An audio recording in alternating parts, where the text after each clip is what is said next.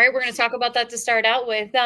We are joined now. It is always game day in Cincinnati. Week 1 of regular season is finally here. Nick Fitzy Stevens joins us. Talk a little Cincinnati Bengals and New England Patriots Week 1 matchup. Make sure you check out his podcast, Six Rings and Football Things, alongside Andy Hart. Nick, how you doing? I am doing fabulously. Thank you, guys. Lindsay, Mike, it is great to be here on the podcast as well.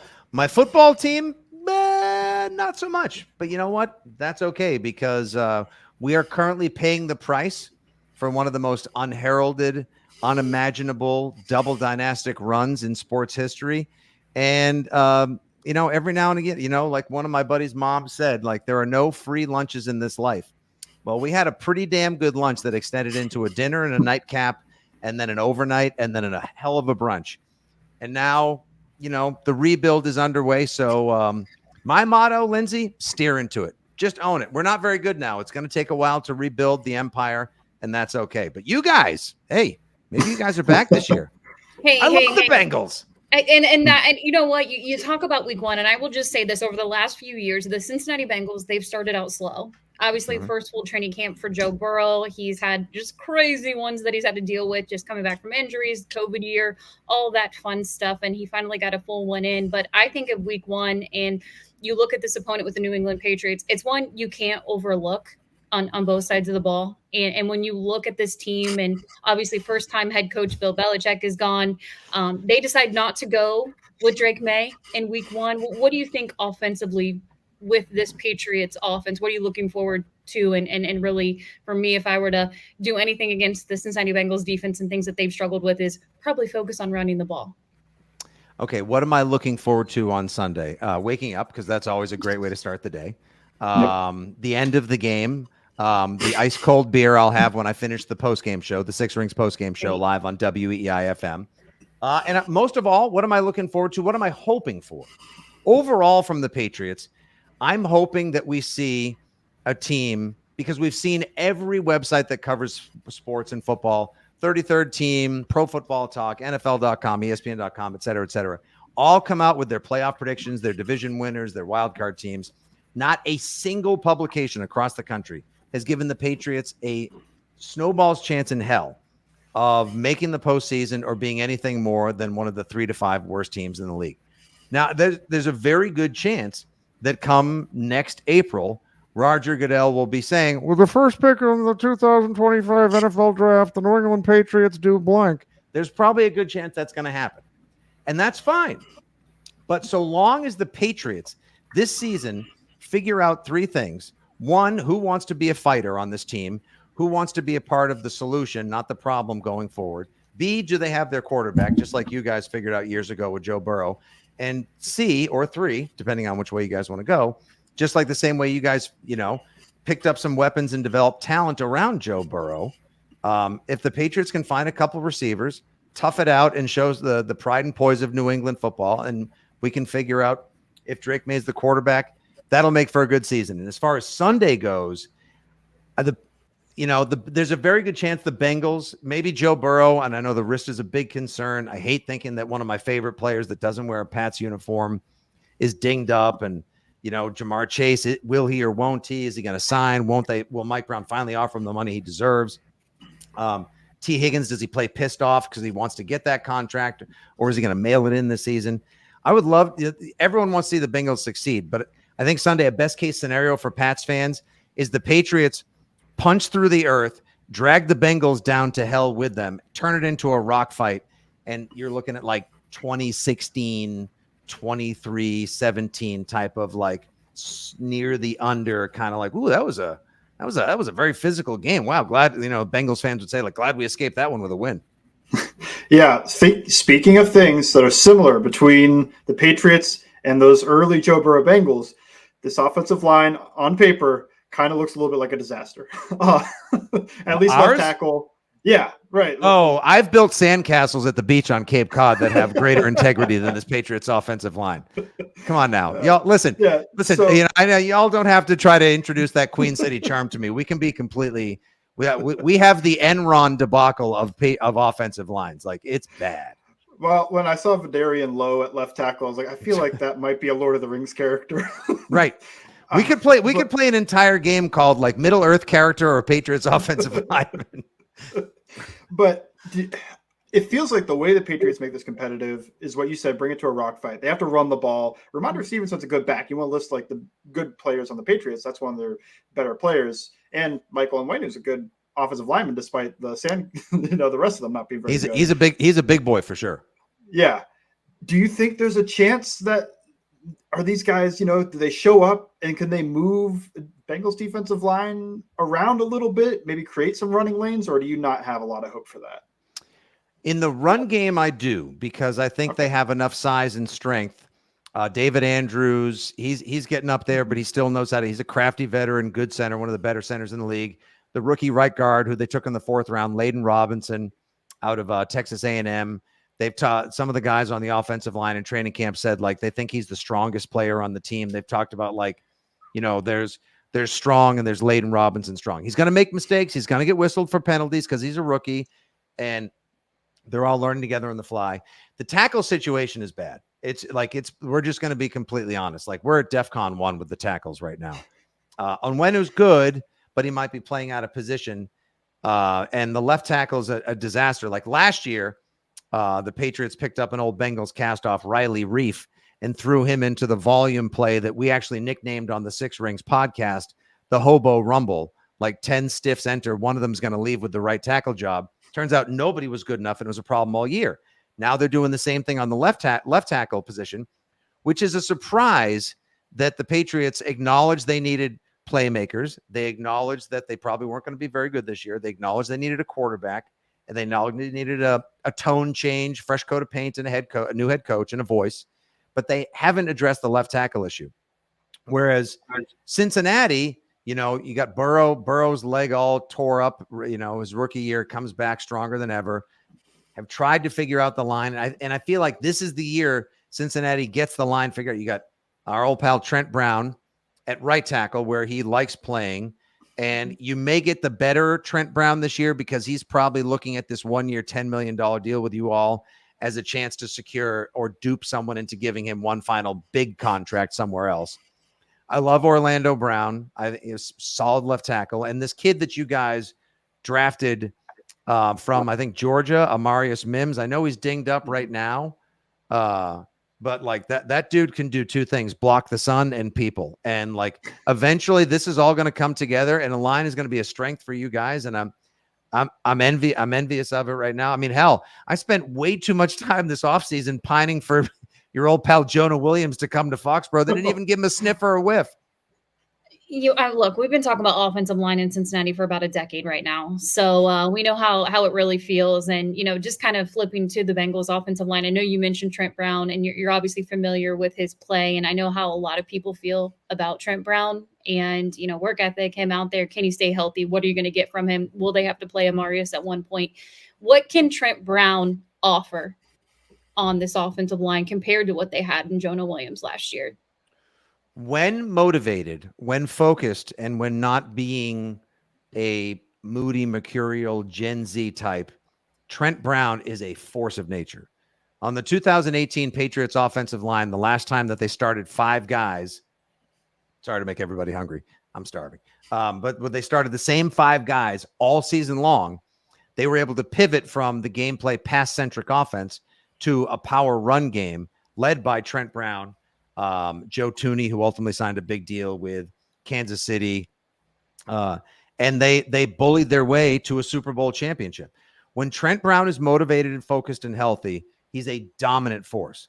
A couple of years ago, I remember in the game where Brian Hoyer had to start for Mac Jones because Mac Jones rolled his ankle against the Ravens, and then Brian Hoyer got crushed by what's his name? Isaiah Wynn. Oh, God, what a waste of a draft pick that guy was back in 2018. He got pancaked, and Bailey Zappi came in the game. It was the first game. Trent Brown just decided, like, hey, I know what I'm going to do. We're going to win this effing football game.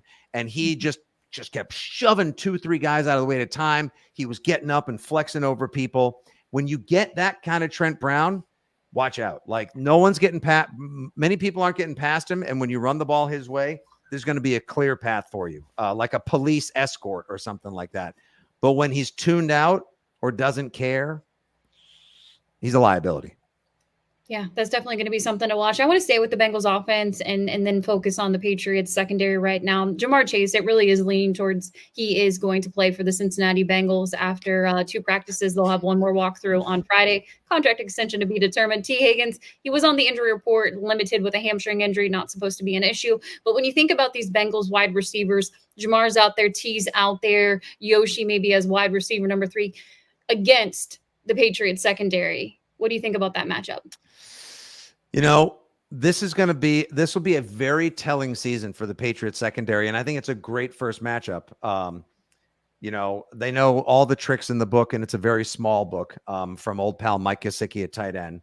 Obviously, Jamar Chase, top 5 receiver, and borderline uncoverable.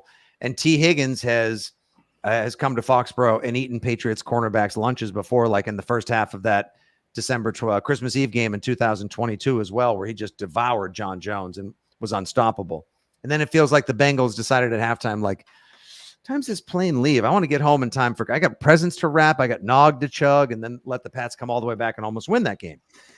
But I think actually it could be your secondary receivers that could pose a problem, because you've got was it Iosivas kid? Yosivas. Okay, Yoshi. Yeah. He's the one that's been turning heads, and he's looked terrific in the preseason as well. We have Javon Baker. You guys have Trey Burton. Like, wow, you're super talented. If you could quit being such a jackass, maybe you could focus your efforts on not, getting into trouble off the field and producing points and forward progress and first downs on the field. That would be great. And you got the Irwin, right? Yeah, Trent Irwin. Yeah, Trent Irwin. Like, there's a lot of like sure-handed, sneaky guys on there who thrive in a role where if all the coverage and the double teams and the safeties are rolling over to take care of T. Higgins and Jamar Chase, then these guys can feed and henpeck you to death. And and Joe Burrow loves that, because he's just so accurate and he's so calculating. To me, he's like John Wick, the quarterback. It's like someone killed his dog years ago, and he just has a bloodlust for whoever he plays in an emotionally like docile state, which is why he's my favorite player that doesn't wear a Pats uniform. We have a bunch of really nimble, shorter corners in Marcus Jones, John Jones.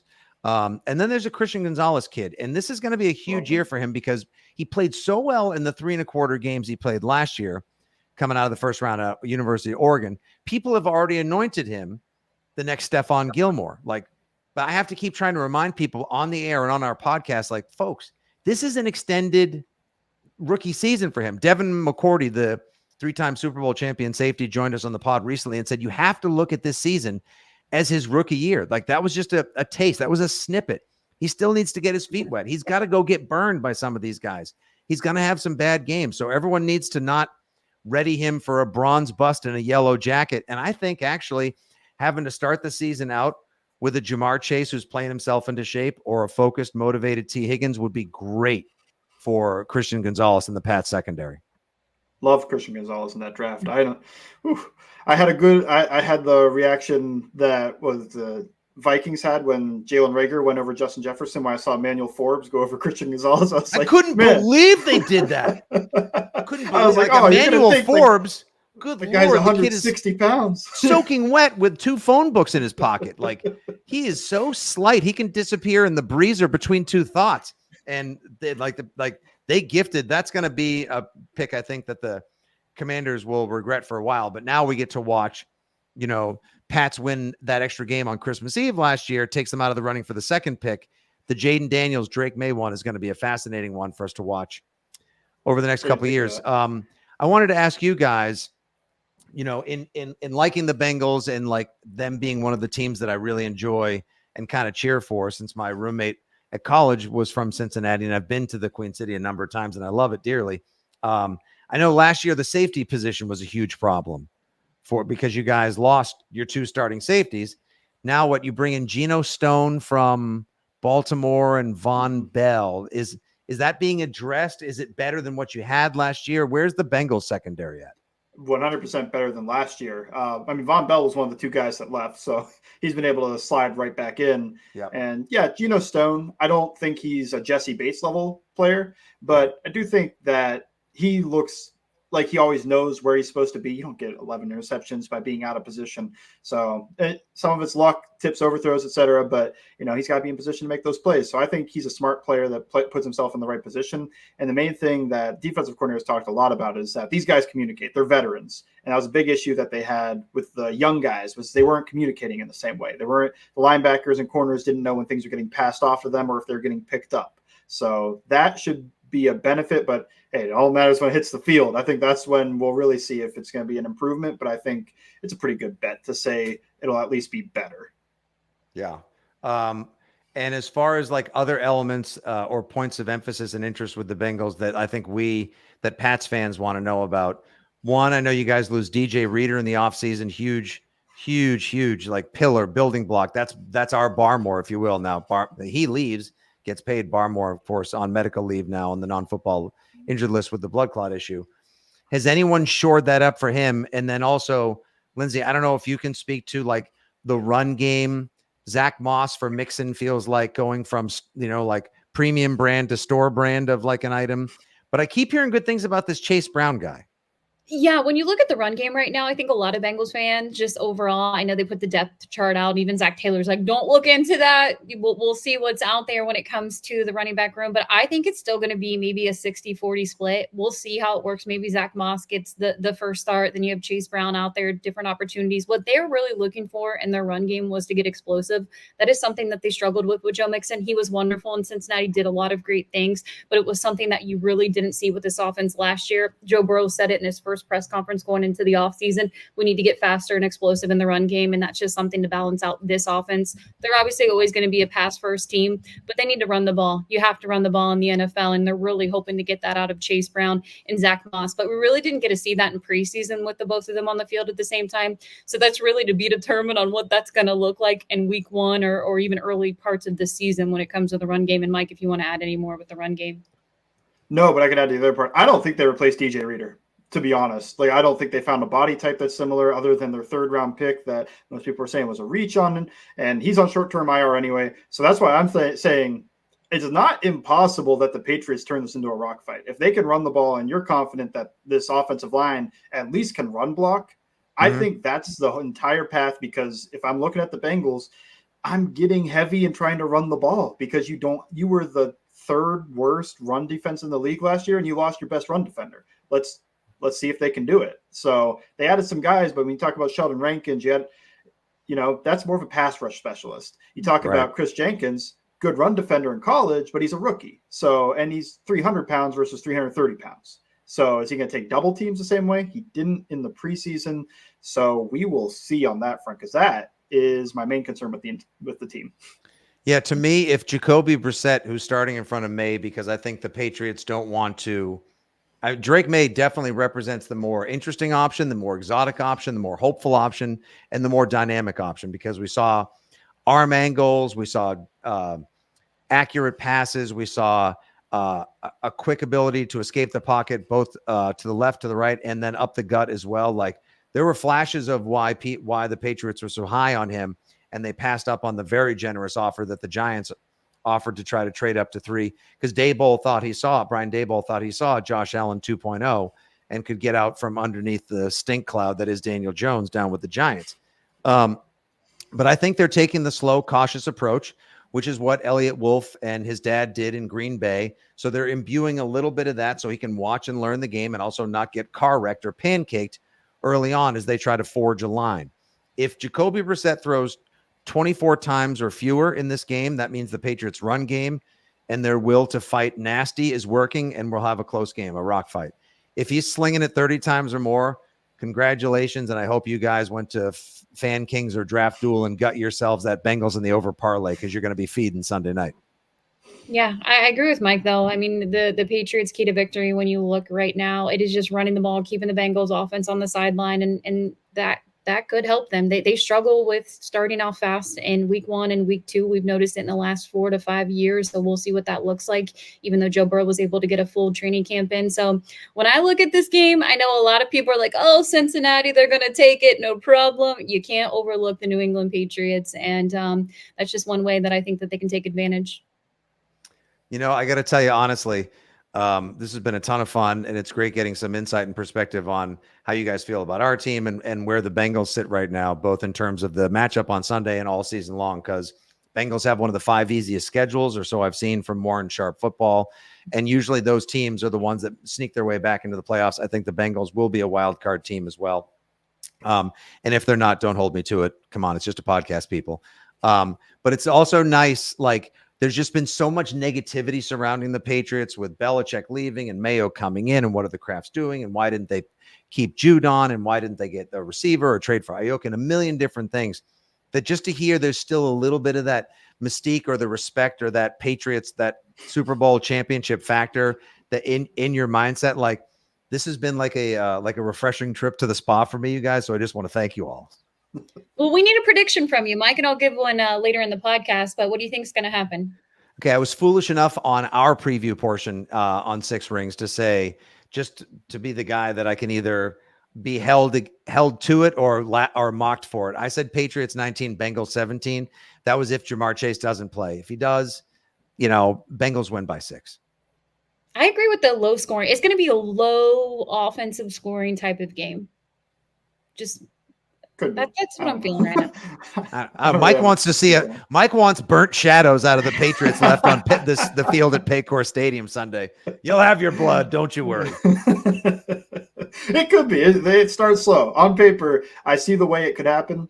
But, man, in terms of my watchability, I'm hoping that Brissett's throwing that ball 40 times. Yeah. Well, it's great. It's great to have football back, and I do hope you guys have a really good season, because Joe Burrow is one of the best players, and just like the league is always fun when the stars succeed, and I enjoy watching the Bengals a whole lot more than the Ravens and the Chiefs. Nothing tickles my football fancy like watching Joe Burrow beat Patrick Mahomes. So I hope it's a close one Sunday. I would love for my team to pull out, and maybe that motivates Burrow to then go on like a revenge tour and blaze his way through the league, but we'll see. Hopefully Sunday's a good one that we all have a chance to pod and talk about for a while. And it's an entertaining start to what's a great season NFL-wise. Nick, Fitzy, Stevens, where can football fans find you and your work? I thank you guys for having me again. You can find me on the socials, IG and Twitter at FitzyGFY, the co-host of the Six Rings postgame show on WEI FM 93.7 FM in Boston, and on the Odyssey app. And of course, here on the Six Rings and Football Things podcast. Get it on the Odyssey app, Spotify, Apple Pods, or wherever awesome football talk is found. Thank you so much for joining us. Looking forward to week 1 football. Thank you, guys. Enjoy your game day in Cincinnati with Skyline.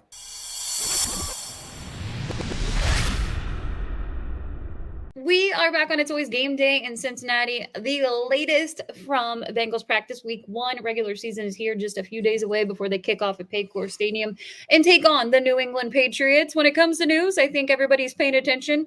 At least on Wednesday afternoon, Jamar Chase returned to the practice field. We're recording this on a Thursday evening, and Jamar Chase practiced 2 days in a row. He was limited on the injury report, not injury related. It was rest. They're obviously easing him back into full go. Do want to mention wide receiver T. Higgins was limited with a hamstring, but he did talk to the media after practice and said he is good to go, ready to go for week 1 of regular season, but something to monitor over their Friday walkthrough. Right now, Mike, it really is leaning towards, and I know NFL Network Ian Rappaport, one of the major national insiders, did say that he's expecting Jamar Chase to play. Joe Burrow talked to the media on Wednesday afternoon, and he pretty much said he's good to go. I'm ready. We're ready. We worked out before training camp. We've had our sessions. And obviously Joe Burrow and Jamar Chase have that connection, something that they're familiar with. So it looks like he's playing. How are we feeling about it? Feeling pretty good. I want to say that it's gotten much more popular over the past week, that the announcement's going to happen probably by the time you're listening to this during Thursday Night Football. I want it known. I said that like 3 weeks ago. I said, maybe. You did. I said it either doesn't happen or they announce it during Thursday Night Football. So it was kind of a half take, but I want the credit. I feel pretty good.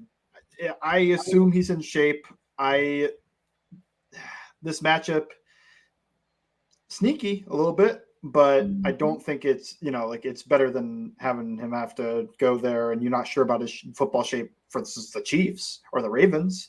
This is one of those matchups. It's like, okay, like we could probably win this without Jamar Chase. It would be what I would be thinking if I was Zach Taylor, but I feel pretty good that he's going to play. I think he's going to play a lot. I don't know if he'll play his full 95% of snaps. Maybe you'll see 80, 75% of snaps. They ramp him up. I think T. Higgins plays the full amount. They do fine with just that. So what I would say is I think when Jamar Chase does come off the field, if it is 30% of snaps, I think if it's 11 personnel, it'll be Irwin and Yosivash. I think that would be what we should expect. Now, sticking on the wide receivers, what do you think the split will be with Irwin, Yosivash, and Jones Burton? I have no clue. Do you think Burton's active on game day? Oh, this was a layup back when Jamar Chase was going to miss the game, if that was possible. I was never that worried about it. I always thought he was going to play, but like the off chance, I remember thinking like, at least I don't have to like answer the question. Is Jamar Burton going to be active? I think so. Yeah. I don't know though. That's 50-50. I mean, you hope so, because if he's not active, man, how can you get better when you're not on the field? So I'm hoping he's active. I'm hoping he gets a couple of snaps. It doesn't seem like he's ready for the full allotment. He's got to earn the trust of the coaching staff and the quarterback. But I would say I hope he's active.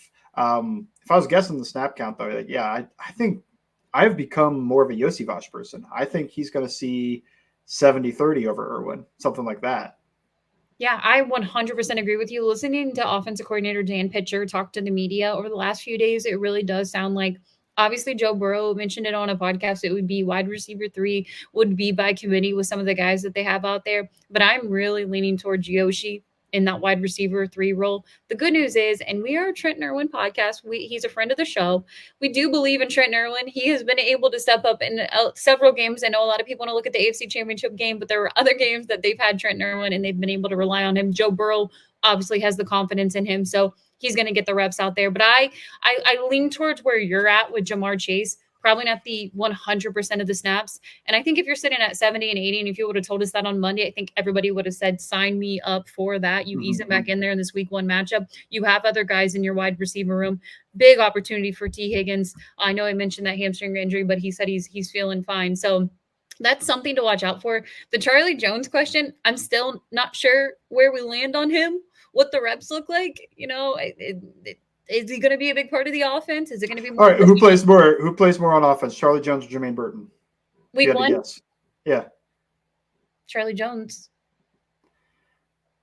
I have no idea. I asked that. I was like, it could both be 0. I don't know. It could also both be like 2, something. Yeah. I don't think they'll see the field too much. I would guess Burton just for the unique abilities he has, but we'll see. I want to hop on this really quickly, and then we'll move on to other things with this offense, what this matchup looks like, and then a prediction for the week 1 matchup. I know you mentioned weeks ago Jamar Chase was going to sign that extension. As we're recording this at 7:33 p.m. on Thursday night, I don't know where to lean on the extension if it's going to happen. Do I feel like it's more than likely going to happen versus not? 100%. But I'm sitting here right now as we're recording this. Either the Cincinnati Bengals and Jamar Chase's camp are doing a really good job of just keeping it secret to Ian Rappaport, not giving any additional details besides significant. We do know how Jamar Chase feels about the Kansas City Chiefs. I'm sure he would love to take that a little bit away from them. Yes, I know they're Super Bowl champions and they've done it back-to-back years, but of course, I'm sure he would love to do that announcement tonight. How are you feeling as we're recording this right now that it's going to happen? Yeah, I feel less confident that it was going to happen than that he's going to play. I just didn't see the path to him not playing games. Because you're just stuck for at least 2 years, probably 3 years anyway, if you wanted to play that way. I think this does show them for next year. It's like, hey, get this deal done or I will sit out. Like I'll sit out until I mandatorily have to come in here. So I think it happens tonight, if I had to guess, but I I would not put money on it. If that makes, like it'd be one of those things. It's like when I look at, the Lions -6 or whatever against the Rams. I'm like, I think the Lions win, but I wouldn't bet. I wouldn't bet on this. Like, yeah, I'm not going to bet against Stafford, but like it's seeing some of those where you're just like 50-50. I lean this way, but it's like a 52-48 type of deal. It's like, I think it could happen. If it doesn't happen today, I don't think it happens at all. I do wonder if the Cincinnati Bengals and Jamar have a deadline of it being Friday. He mentioned I'm going to talk to the media on Friday. It's the first time this offseason that Jamar Chase will be talking to the media. Maybe there will be news tonight. Maybe there'll be news tomorrow, or maybe they've just made the decision, okay, we're just going to hold the talks till next offseason. One thing the Cincinnati Bengals do not do is do extensions when a season starts. It could be done an hour before kickoff, the day before kickoff, but they will not do one during regular season. And if they do, that would be pretty surprising. I'd love for them to get to the finish line. Today's price won't be next year's price. So go ahead and get it done. And it's great for both worlds. He's one of your core players. And I think that would be one of the easier decisions between the two. So hopefully that gets done. Again, if you're listening to this on Friday morning and that news does come out, awesome. I'm so glad it's over and he has this extension. Good for Jamar Chase, good for the Cincinnati Bengals. But as of now, no extension just yet. When you look on the offensive side of the ball right now, I think for me personally, Joe is still something, what does this look like for him? He did get the reps in the preseason. He's obviously at a full goat training camp. He's looking good in practice. Lou Anarumo said today he looks like Joe Burrow times 10, which is very encouraging from Lou. He's not going to just say that to say that. He's a pretty honest defensive coordinator. But when you think about Joe and what it's going to look like getting 4 quarters out there, coming off the wrist injury, what are you expecting to see from him? I'm expecting him to look like Joe Burrow. But I do think that there is that little bit of doubt of like, we don't know that much about this wrist injury. When you hit uncharted waters, I think it's always fair to be a little bit cautious of like, let's see if it looks the same, because I know guys don't look the same after Achilles tears, at least early on, and ACL injuries early on. And we saw that with Joe Burrow. So if he looks a little bit off, I'll be a little bit cautious. If he comes out firing, looks like Joe Burrow, great, awesome, I'm in. I think then he's good. So I'm expecting the Joe Burrow of old. I'm not expecting 10 times what he was. I think that's great though. Maybe 10 times what he was with the calf. Just I'm expecting Joe Burrow because I don't think I've really been told to not expect it. So until I see it and it doesn't look right, because I thought he looked fine against Tampa, maybe a little bit less accurate than I'm used to, but I also think his first time throwing the ball. So I'm not that worried about it. Looked normal. Didn't look like he lost velocity or the ability to throw the ball deep down the field or anything. You see that in training camp too. He's been throwing balls deep down the field, down the sideline, wherever they need to go. It seems like he can still reach all parts of the field throwing the ball. So I'm going to feel, until shown otherwise, I'm going to feel like it's going to be Joe Burrow out there. Yeah, I think that's the biggest thing, going into this game. I just want to see him out there, see what it looks like. It's obviously an injury we're just not familiar with in the NFL for a quarterback. So far it's been positive out of training camp, and we'll see it go for 4 quarters. One more thing on the offensive side of the ball before we flip to the defensive side, because Zach Taylor did announce Dak Hill as a start on the cornerback room. When you think about Trent Brown out there, obviously we had our guest on, Nick Fitzy Stevens over on the New England Patriots side. What are you expecting overall for Joe Burrow's offensive line and the protection? Really good right tackle. That's what I'm expecting. And awesome moving people and surprisingly nimble for being such a big guy. I think he's a good pass protector for his size. I'm expecting a good performance because I think of the Patriots, Josh Uche, I think would be their best pass rusher now that Matt Judon's gone and Christian Barmore hits IR with his blood clot issue. I think if you're looking at that, man, you can't think of two stylistic differences there, huh? Because Uche, I think, is like 230 pounds maybe, and Trent Brown might have 100 plus 150 pounds on that. So we'll see. They probably know each other pretty well, but anytime you lose your best and possibly second best pass rushers, think about if that happened to the Bengals. I would be very concerned if, without blitzing, the Patriots are getting a lot of pressure on the Bengals. Yeah, that's definitely something to watch. And I feel like encouraging news, and I'm not expecting him to be out there too much in week one, but you definitely want that availability when you think about depth and you think about Amarius Mims, who had a really encouraging training camp and even in his early preseason reps. He's back at practice. I want to say it was limited, but still back out there in uniform. That is absolutely huge when you think about the timeline of getting him back in the full swing of things. Maybe, he'll get reps here and there and they'll throw him in there, but hopefully Trent Brown can stay healthy enough for as long as possible. And then you have Amarius as an option just in case you do need him on the offensive line. Defensively, as I mentioned, Dax Hill getting the start. I am rooting like heck for Dax Hill. Obviously getting drafted by the Cincinnati Bengals. Everybody can talk about they didn't extend Jesse Bates. They should have. Obviously, easy to look back on that decision. It didn't work out for Dax at safety, but he has flourished at cornerback in training camp and even in his preseason reps. What are you expecting in the cornerback room with Dax and CTB? Oh, no idea. Dax looks good in the preseason. He's looked good all training camp. And I don't think DJ Turner looked bad enough to lose. Sorry, I shouldn't say. I think Dax Hill looked good enough to win the job, and DJ Turner didn't really look bad enough to lose the job. So it says more for what Dax Hill was able to do, in my opinion. He looked so good that they gave him the job, even though Turner looked fine as well. Got to see it translate to the NFL field, and kind of a softball matchup for your first matchup here a little bit. If he's losing this one, going to probably have a short leash in Kansas City. They're not going to platoon. I was wondering that because they did it all last year. I believe I saw in rumors say they're not platooning the two of them. They're not going to play both or they're not going to pull Dax to play DJ. Dax is the starter. So I think that's a good vote of confidence. We'll see. I can't think of too many safeties turn corner in year 4.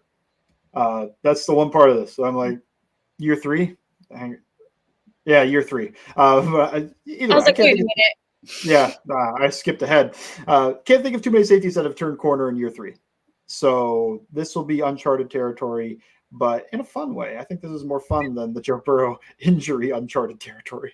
Yeah, and just overall with Dax Hill, I know we've talked about him plenty, even at the safety position. Obviously now at cornerback, he's handled it like such a pro and just really been up for the task. And I just root for him as a player and really hope this works out for him. Nothing against DJ Turner. It does sound like they'll still use DJ Turner at some point. Not that they're going to just take Dax out to put DJ in, but we'll see just different defensive looks for Lou Anarumo when DJ is on the field. So, best of luck to both of them, but you got to put the best guys out there that they feel like they do and can take advantage of, because the biggest thing last year, when you look at, obviously teams could run the ball, but explosive plays, they have to be better on the defensive side of the ball when it comes to that. So we'll see what it looks like in their secondary. Obviously, Gino and Von Bell are the two people that I'm going to be looking at in their communication style. It's obviously an upgrade, but what does that look like in the safety room on the defensive side of the ball? It is still pretty, I'm still a little nervous, not going to lie, when it comes to teams running the ball against this defense right now. What does that look like for Lou Anarumo's defense? So those are going to be some of the things that I'm watching in this matchup. And I do think that New England could say, hey, let's keep the Cincinnati Bengals offense on the sideline. Let's try to run the ball and take advantage of something that's still a question mark for us. We'll see what it looks like. Maybe it'll surprise us, but that's still a big question mark for the Cincinnati Bengals defense. Let's get to predictions. Is there anything else that you want to add about this matchup? No, I think we covered it in the first section. If the Patriots are going to keep the game close or win it, it's going to come from turning into a rock fight, limit possessions, and running the heck out of the ball with a pretty good running back. All right, let's shoot. I mean, that 8.5 terrifies me. I'm not going to lie. Yeah, it's like the biggest spread of the week, and you see people online all joking about how much, the Patriots, they can't score. They won't be able to score. Take the under on their offense. Is like, man, anytime that starts happening, I get nervous. Yeah, no, yeah, go ahead. Okay, I feel confident enough. I think the Bengals win the game.